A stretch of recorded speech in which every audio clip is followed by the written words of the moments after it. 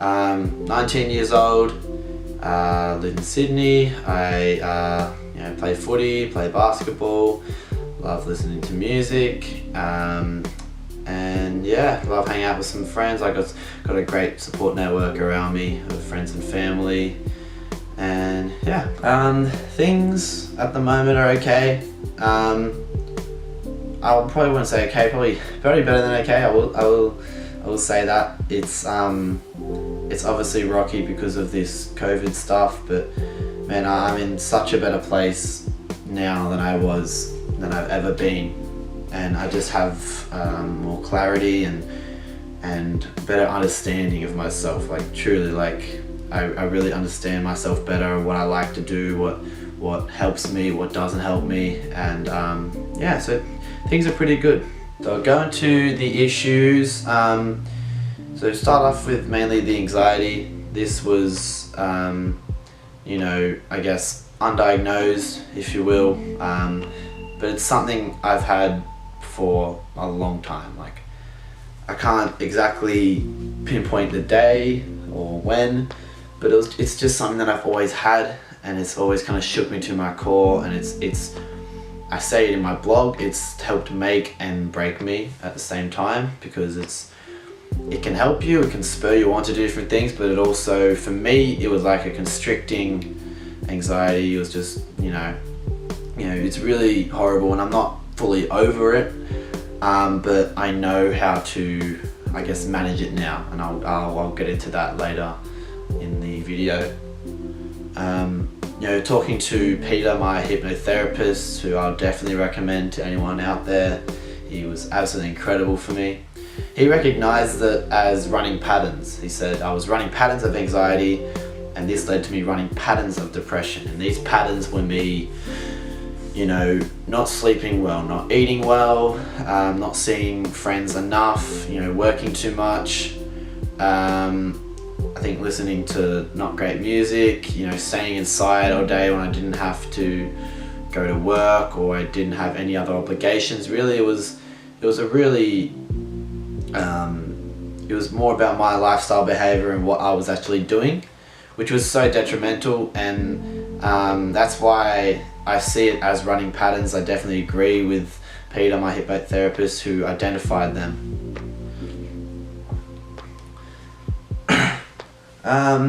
I guess how I would describe it would be just having someone in the back of my head, like controlling what I do. So lowest point I reached was, I believe it was 2019, October 26th. I describe it in my blog as kind of a night where I, attempted an impromptu suicide. So that was definitely the scariest time.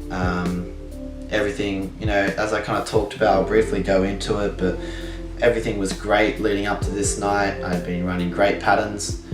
I had met a girl, and we'd started kind of, working things out, and I was really having a good time. We were out clubbing. So I was at one of these local clubs in Cronulla, and something hit me, and I believe it was a panic attack. I still don't know, but something hit me, and it forced me out of my body. So something else was controlling me, but I was seeing everything that was happening. I went home, and I went into our cabinet, and I took as many pills as I could. I didn't know if these were gonna actually kill me, but at the time I wanted them to, and I know that's a horrible thing to think, but you gotta understand that in this moment I couldn't understand anything. I couldn't control anything. This little thing in the back of my head had kind of grown to the point where it had complete control over my body. So I took these, I guess, in the hopes that they would work, and that it would kind of end all the stuff that was going on, because I was just crying in tears. I was just miserable in that moment. It was horrible. I don't wish that on anyone.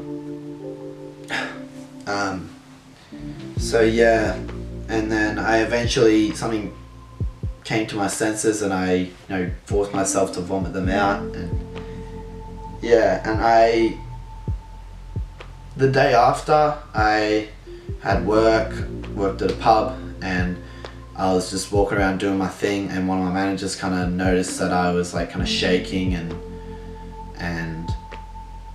just not myself. Even before the shift, I was sitting in the staff room and I had my head like that, and everyone just thought I was like hungover. But really, I was so just in shock, and I can't even explain it. It was just such a horrible feeling. Something I'm always grateful for is my support network. I have an incredible support network of friends and family who, they have just been huge in helping me work for something better and to start living again instead of just killing myself every single day. I think, I'm always grateful for my support network. I have a great group of friends who